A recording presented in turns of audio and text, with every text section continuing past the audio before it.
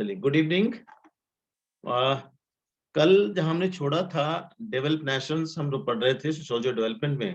तो आज हम देखने की कोशिश करेंगे कि डेवलपिंग कंट्रीज किसे कहते हैं, डेवलपिंग नेशन किसे कहते हैं।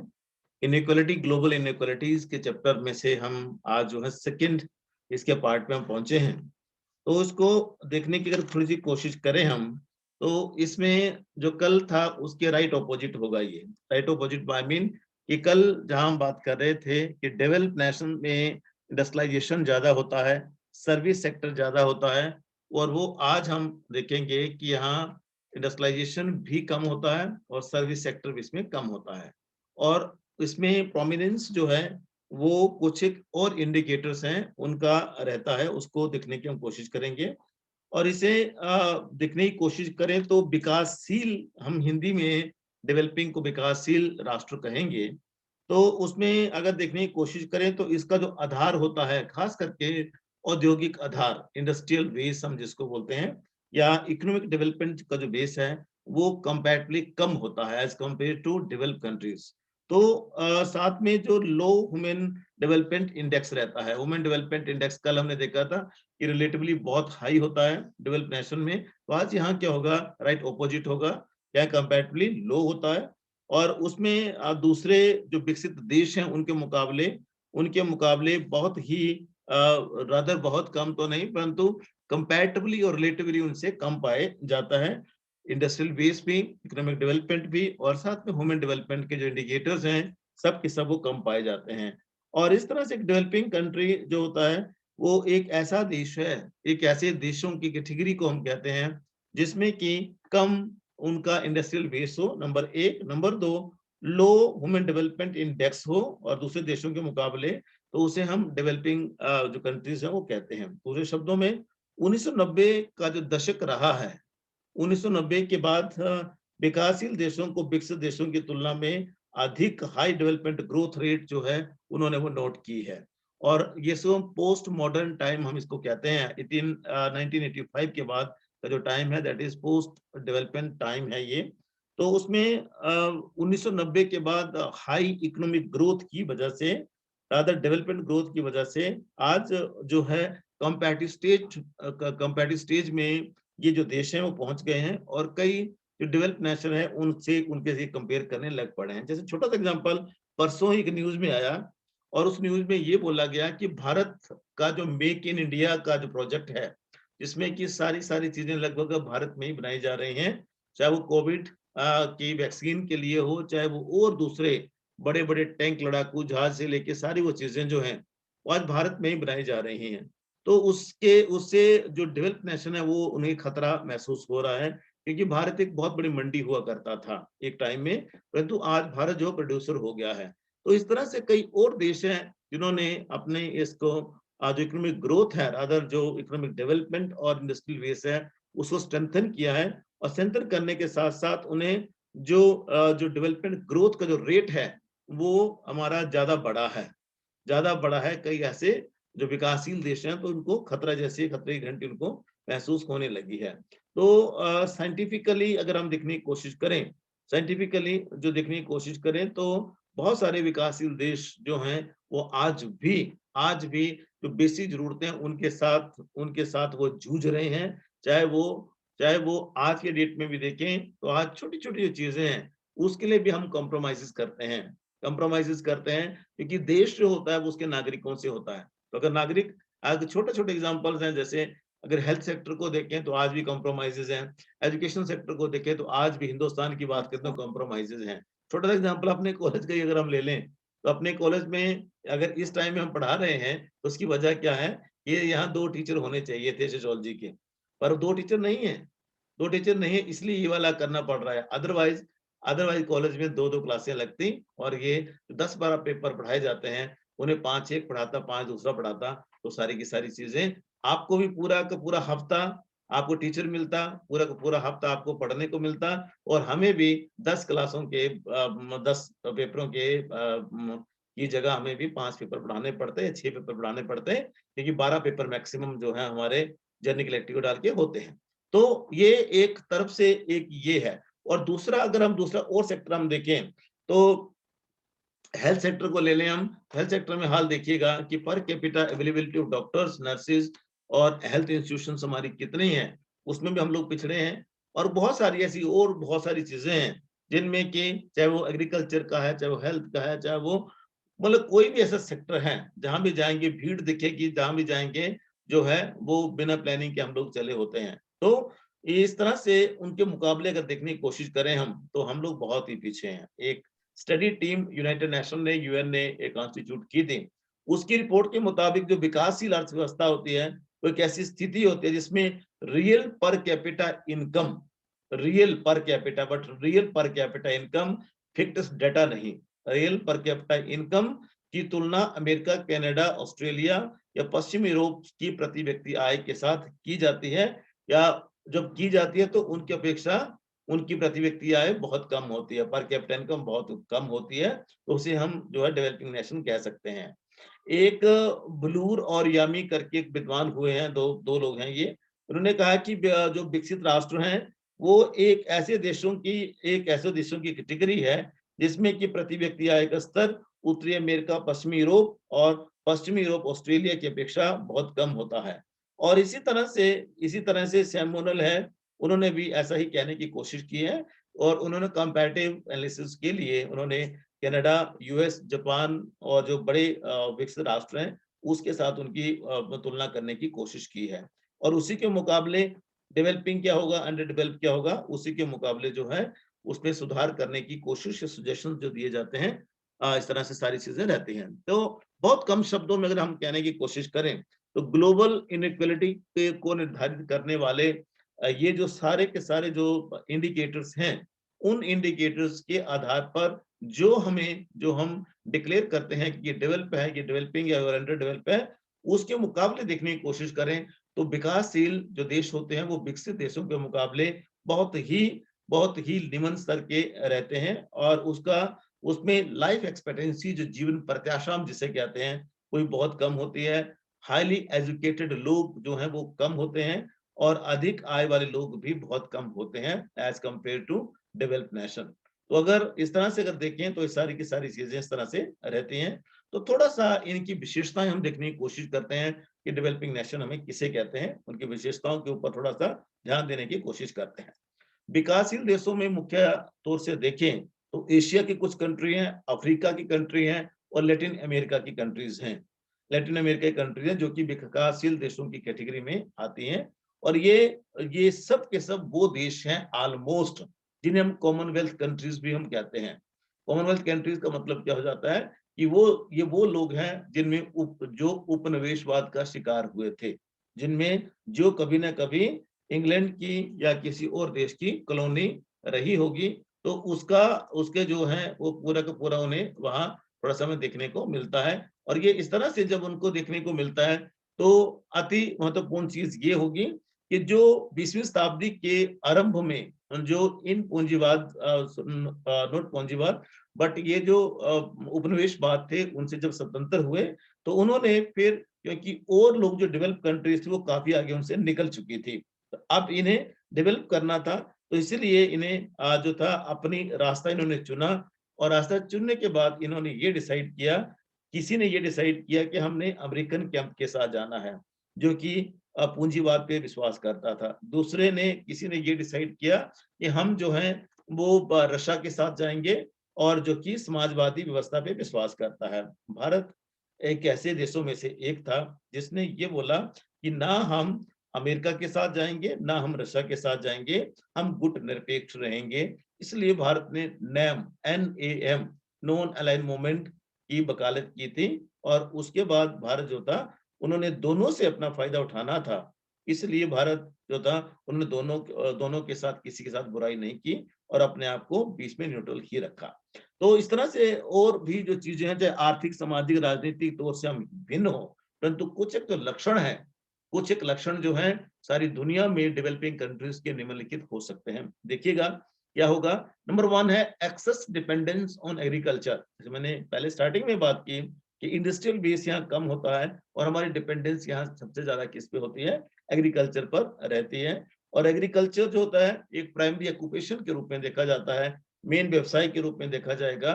और यही जो हमारी जो ग्रोस नेशनल प्रोडक्ट होता है, जीएनपी हम जिसको कहते हैं, उसमें अपना योगदान देता है। और जीएनआई में भी जो ग्रोस नेशनल इनकम है, उसमें मैक्सिमम जो कंट्रीब्यूशन होता है वो इन्हीं का, इसी सेक्टर का रहता है। तो इस तरह से पर ये जो सेक्टर है, इसमें अनसर्टेनिटी हमेशा रहती है, अनिश्चितता रहती है, अनसर्टेनिटी है। और उस अनसर्टेनिटी के कारण जो खेती हमारी है आज भी पूरी तरह से मानसून पर डिपेंडेंट है।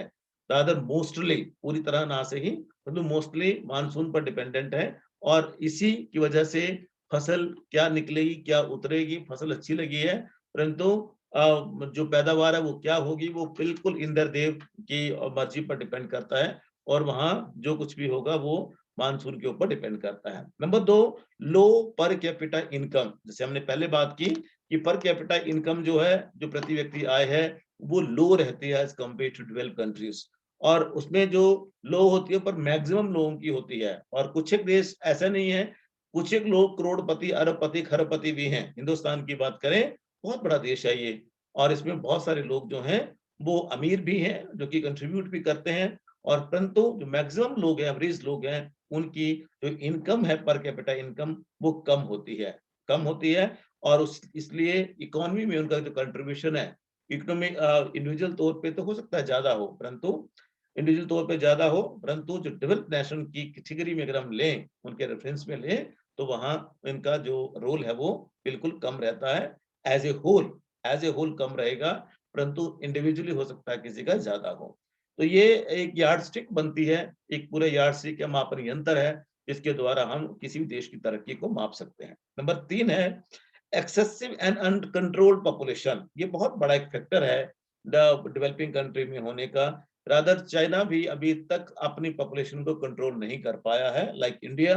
तो इसलिए चाइना भी डेवलपिंग कंट्री की कैटेगरी में ही आता है। तो इसको देखने की कोशिश करें, तो एक्सेसिव और अनकंट्रोल जो पॉपुलेशन होती है, इसकी वजह से जितनी मर्जी तरक्की आप कर लो, लाइफ स्टैंडर्ड वैसे ही रहते हैं। रादर किसी का पोजिशनल चेंज हो सकता है, किसी की व्यक्ति की पोजीशन बदल सकती है, परंतु पूरे समाज की पोजीशन नहीं बदलती है, पूरे समाज की पोजीशन नहीं बदलती।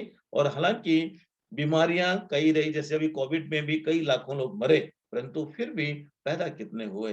जो कंपैरेटिव एनालिसिस है, रादर जो बैलेंस है, वो वैसे का वैसा रहता है। हालांकि कई सुनामी है, कई चीजें हैं, नेचुरल फैक्टर कई हैं, जो कि इस पॉपुलेशन को कंट्रोल करने में, रादर उसको बैलेंस करने का काम करते हैं, परंतु फिर भी एक्सेस जो वृद्धि है, उसकी वजह से हमारा जो बैलेंस है नेचुरल रिसोर्सेज का प्लस जो पॉपुलेशन का, वो बैलेंस जो है वो इम्बैलेंस्ड है टोटली। और हमें यह माल्थस की बात याद रखनी होगी। माल्थस ने कहा था कि जो पॉपुलेशन है हमारी, हमेशा वो अर्थमेटिकल रेशियो में रहती है, प्रोग्रेशन में रहती है, जबकि जो जो पॉपुलेशन हमारी, वो ज्योमेट्रिकल प्रोग्रेशन में होती है, जबकि रिसोर्सेज हमारे अर्थमेटिकल प्रोग्रेशन में होते हैं। रादर रिसोर्सेज उतने ही हैं, लोग बढ़ते हैं, रिसोर्सेज नहीं बढ़ेंगे परंतु लोग बढ़ते हैं। तो इसलिए ये फिर हम जो है गरीब के गरीब रह जाते हैं, डेवलपिंग स्टेज में ही रह जाते हैं। देन नंबर 4 है टेक्नोलॉजिकल बैकवर्डनेस। आज भी अगर देखने की कोशिश करें, तो जो दूसरी बड़ी कंट्रीज हैं, डेवलप कंट्रीज हैं, वो रोबोट से अपना काम करवाते हैं, रोबोट से काम करवाती है। बहुत सारे तरीके हैं जिनसे वो काम करवाते हैं, परंतु आज भी हम जो है मैनुअली या सेमी मैनुअली, या सेमी मैनुअली हम लोग जो हैं वो अपनी साइंटिफिक टेक्निक को इस तरह से डेवलप आज तक भी नहीं कर पाए कि हमें आज भी मैनुअली या सेमी मैनुअली हमें उन पर डिपेंडेंट रहना पड़ता है सारे के सारे कामों के लिए। काम चाहे कोई भी हमारा हो, तो उसे उसमें टेक्निक और मीन्स जो है, मीन्स जो साधन तरीके हैं, वे ऑफ डूइंग्स हैं, उसमें जो है वो डेवलप नेशन के कंपैरिजन में हमारे बहुत ही पिछड़े हुए अभी हैं। और अभी भी हमारा एडवांस साइंटिफिक जो इन्वेंशंस है वो चला हुआ है। और आपको सुन के अच्छा लगेगा कि ग्लोबल इनोवेशन इंडेक्स एक डेवलप किया है यूनाइटेड नेशन फ्रेमवर्क ने, और उसमें भारत जो है लगातार ऊपर जा रहा है, और इनोवेशन अब होने लगे हैं। और उन इनोवेशन की वजह से बहुत सारी चीजें जो है चेंज होने लगी हैं।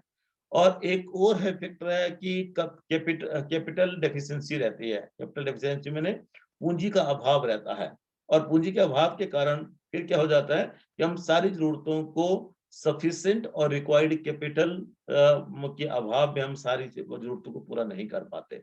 और इसकी वजह से अपर्याप्त जो भी पूंजी रहती है और उसमें एक्सपेक्टेड एंड रिक्वायर्ड जो भी प्रोग्रेस है वो नहीं हो पाती। जब वो नहीं हो पाती तो पर कैपिटा या जो हमारी इनकम है वो हमारी लो रह जाती है, और जब लो रहती है तो सिर्फ कैपिटल का फॉर्मेशन नहीं होता है, पूंजी नहीं बनती, और जब पूंजी नहीं बनेगी तो फिर छोटे-छोटे जो उद्योग हैं, पैटी बुर्जुआ जो हम जिनको बात कर रहे थे, पैटी बुर्जुआ जो क्लास है उसका निर्माण नहीं होगा। और क्योंकि बड़ा तो एक होगा, पर अगर 100 और छोटे-छोटे होंगे तो वो बड़े के मुकाबले में आ सकते हैं। रादर वो एक ही जो है वो सबका पेट नहीं भर सकता, रादर वो सारी डेवलपमेंट को नहीं कर सकता। इसलिए पैटी बुर्जुआ की हम बात करते हैं जो कि निकल के आगे आते हैं और वो समाज में अपना निर्माण सामाजिक निर्माण में अपना योगदान देते हैं। एक और बहुत बड़ा फैक्टर है अनएम्प्लॉयमेंट एंड माइग्रेशन। अनएम्प्लॉयमेंट आपको पता ही है कि खेती की वजह से जो गांव, भारत गांव का देश है, और भारत जैसे जो विकासशील जो देश है, डेवलपिंग कंट्री जितनी भी हैं, उनमें मैक्सिमम जो इकोनॉमी है, जैसे हम पहले बात कर चुके हैं, एग्रीकल्चर बेस्ड होती है। तो गांव में जो ना ही यील्ड उतनी होती है, ना ही उतना उत्पादन होगा, और फिर वो मजबूर हो जाते हैं और मजबूर होकर अपने गांव को छोड़ने के लिए मजबूर होते हैं। और जब गांव को छोड़ेंगे तो उसमें अति महत्वपूर्ण चीज क्या होगी, गांव को छोड़ के शहर आएंगे, शहर में जब आएंगे तो बहुत सारी और चीजें उन्हें परेशान करती हैं, और वो लाइफस्टाइल को, रादर जो वहां का जो लाइफस्टाइल है उसको अडॉप्ट नहीं कर पाती, और बहुत सारी चीजें वहां भी होती हैं। तो ये जो माइग्रेशन है, माइग्रेशन दोहरा तिहरा और कई हिसाब से मल्टी इफेक्ट इसके रहते हैं, और वहां खेती करने वाला कोई नहीं रहता, माँ बाप की देखभाल करने वाला कोई नहीं रहता, और वहां गांव से उनकी जड़ें कट जाती हैं, शहर में आते हैं, शहर में आकर भी परेशान होते हैं, और वहां भी एक बाहर के आउटसाइडर वहां बन के रह जाते हैं। तो इस तरह से गांव से जो पलायन होता है, जो माइग्रेशन है, उसमें उसकी उसकी वजह से बहुत सारी चीजें जो हैं वो हमें उसकी डेवलपिंग की कैटेगरी में हमें धकेल देती हैं। एक और है कि लो लेवल ऑफ ह्यूमन कैपिटल। हमारे जो ह्यूमन कैपिटल है, जो हमारे संसाधन है, वो उतना ट्रेंड नहीं होता है, स्किल्ड नहीं होता है। इसीलिए भारत सरकार ने अभी एक स्किल इंडिया मिशन जो है उसको लॉन्च किया हुआ है, और जिसकी वजह से बहुत सारे आज की डेट में स्किल डेवलपमेंट के प्रोग्राम जो चले हुए हैं। परंतु विडंबना ये है कि स्किल डेवलपमेंट का मतलब यहाँ सर्टिफिकेट एकमुलेशन है। सर्टिफिकेट हाथ में आ गया, उनको जो फंड मिले थे उसका यूज हो गया, और सरकारी आंकड़े बढ़ गए, पर फैक्चुअल में देखें तो स्किल डेवलपमेंट कहीं हुआ ही नहीं होता है। उन्हें कंप्यूटर का कोर्स कर लिया पर कंप्यूटर का सी नहीं आता है। और हम बोले कि एक लेटर टाइप कर दो, तो they are not in position to type that letter. Even if they are not in position to type that letter, then how we can say that it is whatever they did that was under the Skill India mission.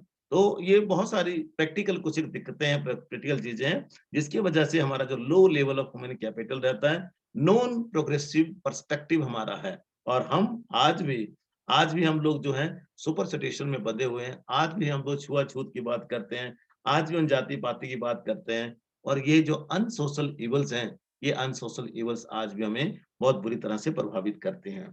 तो इसी की वजह से फिर जो एक जो sufficient amount of money education के लिए मिलना चाहिए, हेल्थ के लिए मिलना चाहिए, और जो हमारी बेसिक जरूरतें हैं उनको पूरा करने के लिए मिलना चाहिए, वो नहीं मिल पाता है। जब वो नहीं मिल पाता तो फिर हमारे ऊपर जो है वो टैक्स लगते हैं। जैसे तेल, आज डीजल कहाँ से कहाँ पहुंच गया, और उसके बाद रसोई गैस 25 रुपए और महंगी हो गई, वो कहाँ पहुंच गई, जो जरूरत का सारा सामान है वो आज कहाँ से कहाँ पहुंच गया। तो उसकी वजह क्या होती है कि हम उन चीजों को मैनेज नहीं कर पाते हैं, तो अल्टीमेटली फाइनली हमें चुकाना उसे जनता को ही पड़ता है, और जनता के ऊपर भी टैक्सेस लगाए जाते हैं, और उसकी वजह से सारी, तो इस तरह से low capital, low level of human capital है।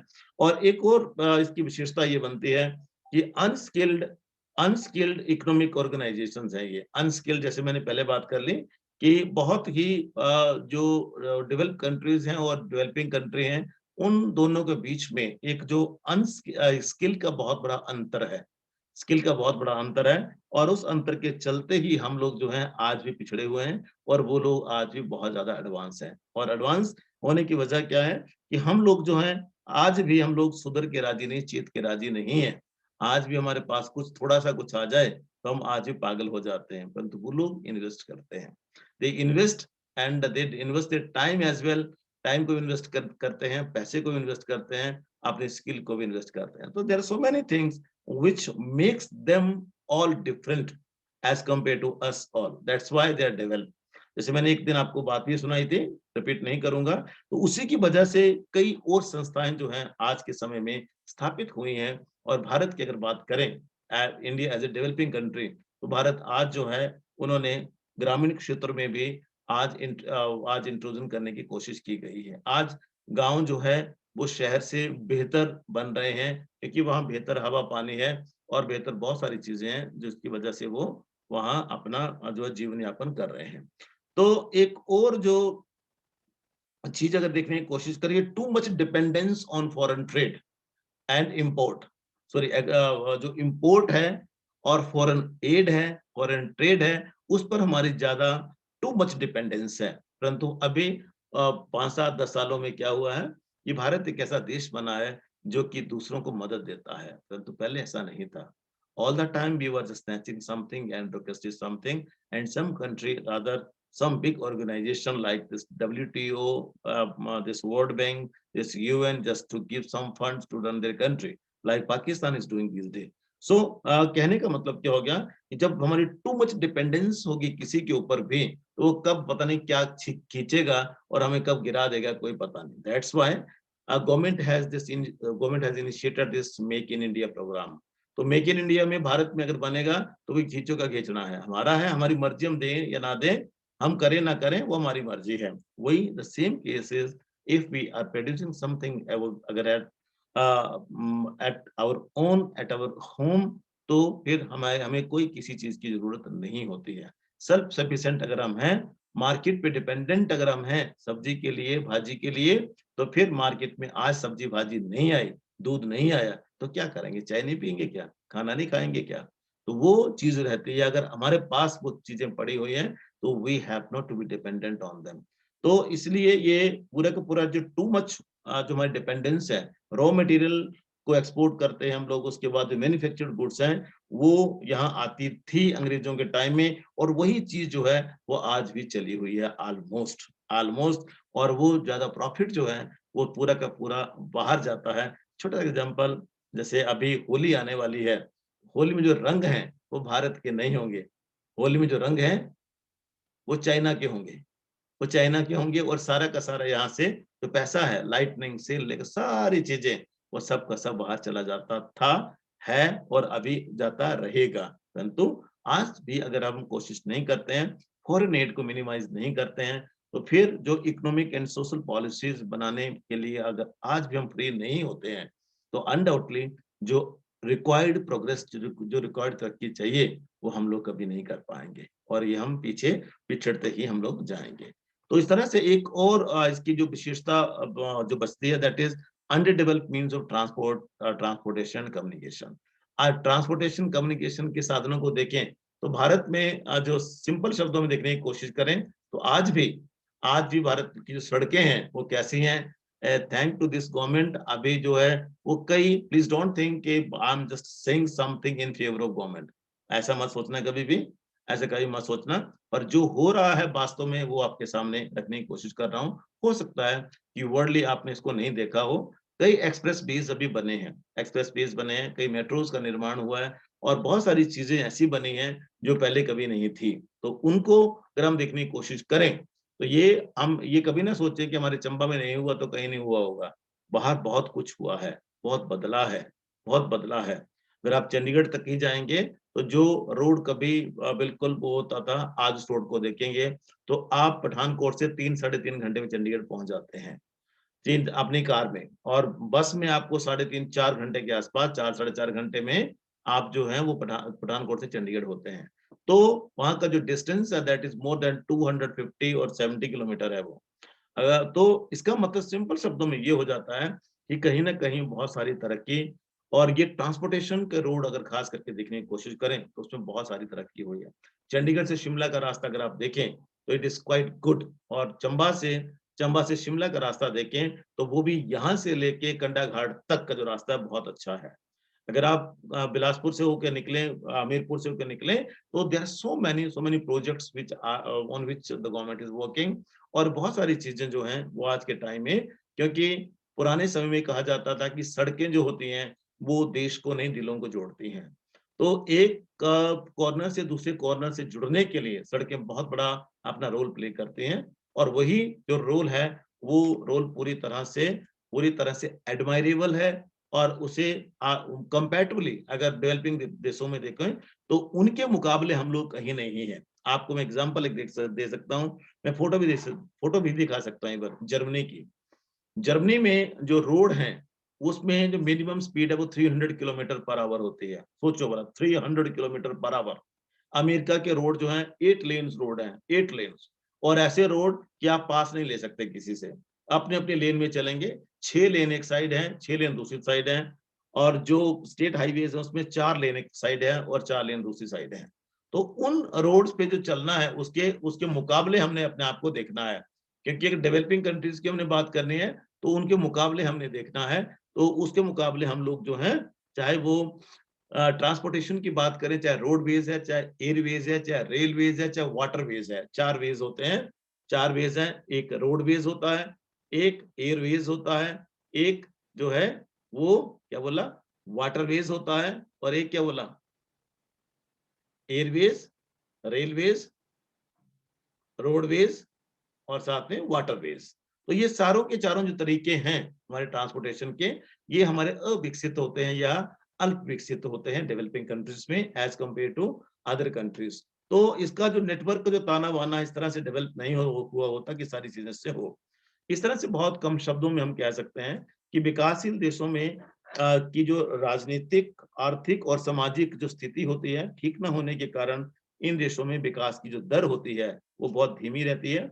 और उस दर धीमी होने की जो वजह है वो वहाँ अभाव है, कई बाधाएं हैं, और जिनका कि सामना उन्हें करना पड़ता है, और जिसके लिए हमें एक प्रॉपर प्लानिंग की जरूरत है और उसे इम्प्लीमेंट करने की भी जरूरत है। उसमें हर्डल जितनी भी आती हैं, बाधाएं जितनी भी आती हैं, उनको हटाने की जरूरत है। हमें आशाजनक रहना चाहिए, हमें होपफुल रहना चाहिए, निराशावादी कोई ऐसी बात हमें नहीं करनी चाहिए। और डेवलपिंग कंट्रीज में कीमतें, मुद्रास्फीति, इन्फ्लेशन रेट हम जिसको बोलते हैं, बेरोजगारी दिन ब दिन बढ़ती जा रही है, और उसकी वजह से सोशियो इकोनॉमिक इनइक्वालिटीज भी बढ़ती जा रही हैं।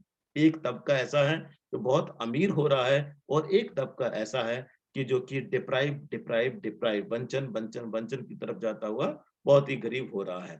तो इस तरह से जो आशाजनक परिणाम आज के टाइम में नहीं मिले, लोग जाति, धर्म, क्षेत्र, रिलीजन आदि के आधार पर बंटे हुए हैं, और सबको क्या अपनी-अपनी जाति, अपने-अपने क्षेत्र, अपने परिवार की पड़ी हुई है, और किसी को भी ये नहीं पड़ी हुई है कि मेरा देश है। और इस तरह से जब तक ये मानसिकता दूर नहीं होगी, मानसिकता जब तक ये दूर नहीं होगी, जब तक मानसिकता हमारे दिमाग में जो ये गुथी हुई चीजें हैं, अंतर्गुथी हुई जो चीजें हैं, जब तक ये ठीक नहीं होगी, तब तक हमारा देश भी जो डेवलपिंग कैटेगरीज में से निकलकर डेवलप कैटेगरी में नहीं जा सकता। तो इसलिए अति महत्वपूर्ण आज के समय में जो चीज है डेवलपिंग कंट्रीज के लोगों के लिए, वो हमारी मानसिकता को बदलना है, साइकी को बदलना है। मानसिकता बदलेगी तभी देश बदलेगा। ये अंतिम लाइन है जो कि इस चैप्टर में लिखी हुई है। जब तक मानसिकता नहीं बदलती तब तक देश नहीं बदल सकता। जब तक देश नहीं बदल सकता तो देश बदलेगा, समाज बदलेगा, समाज बदलेगा तो फायदा हमें होगा, हमारे परिवार को होगा, और आने वाले समय जो है हमारा सब कुछ हमारा उसमें ठीक हो जाएगा। ठीक है। अ, तो अब इसका एस्पेक्ट बचा है, that is this under developed countries. Under develop बचा है जिसको कि हम देखने की कोशिश करेंगे पर इसको कल।